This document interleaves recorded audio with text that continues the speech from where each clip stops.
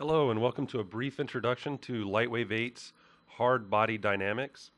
This is a new feature to Lightwave 8 that we've integrated in, and what I've done is I've loaded a scene to show you an example. We've got this little robot dog here, and what happens is another robot, the box robot, comes smashing down and breaks the robot dog into a lot of separate little pieces, even though the object itself is just one piece. So what I'm going to do, this is already set up. I want to go ahead and start from scratch just to show you how easy it is to set it up and work with the new dynamics. So let's go ahead and clear the scene. And let's go track down that robot dog. I think I've got it buried here.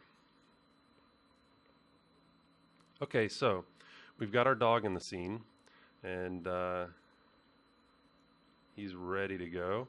All we need to do is add a collision object, and it's that easy. I'll keep all the default settings. It looks like it's the size that we can use for this demo. So I'm going to close that, and I'm going to raise it up so that it fully engulfs the dog here. And let's do a keyframe at, say, keyframe 20. And then I'm gonna go ahead and move it over out of the way, and let's move it up a little bit. And we'll set a keyframe at 0 and at 10, so it holds for a few seconds. Get a good angle here, and we can see it will come slamming down in the back of the dog. Now what I want to do is I want the dog to react. Well, we need to apply some dynamics. So what I'm going to do is I'm going to hit P for properties, bring up the object properties, and let's select the dog. Again, we have our dynamics tab here that's new to Lightwave 8, integrated into the object properties tab. And I'm going to select from the drop-down list hard. Okay, so some of the basic settings here. We've got piece mode. Let's go ahead and change it to one piece because he's just one object, and let's go ahead and see what happens. I'm going to hit calculate,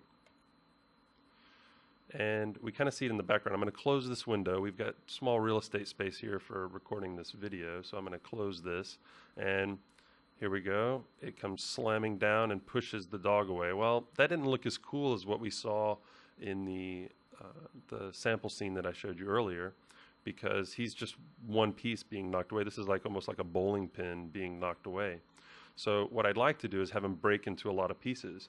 Normally what you'd have to do is you'd have to separate this character out into a bunch of different layers or into a bunch of different objects so that it would so each piece could be animated.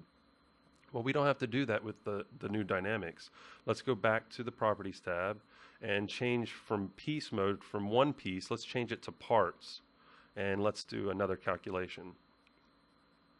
Just by changing the piece mode, we've set it up so that the dynamics will look at each piece of this robot dog, and when the collision object hits it, it goes flying away like that.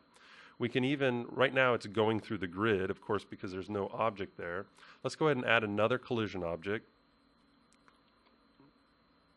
And let's change this from sphere to plane, and I'm just going to bring that down to the grid level by changing the radius level to 0.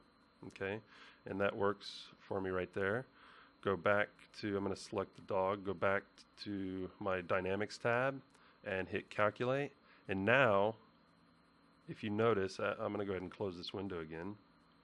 If you notice, I'm going to angle it a little different. Not only does the collision object break up the dog, but the pieces of the dog don't go through the grid anymore because of the new collision object. It's that easy. Now, just like what you saw earlier in the HardFX demo, where you could edit each point, each vertex, you can edit each object in this calculation. So all you have to do is go to the Edit Effects tab, choose Edit Tool, and you can pick each object. Now that line again, this yellow line, that's the motion path for that object. I can go and edit the entire motion path, the current frame and everything after it, everything before it, or just the current frame.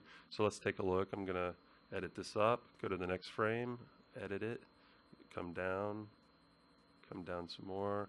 And what I've just done is, and without having to recalculate, I've changed the motion path of that one particular object. And it's that simple. This is just a simple example, but as you can see, working with the new dynamics in Lightwave 8 is much easier than the work that you had to do with Motion Designer.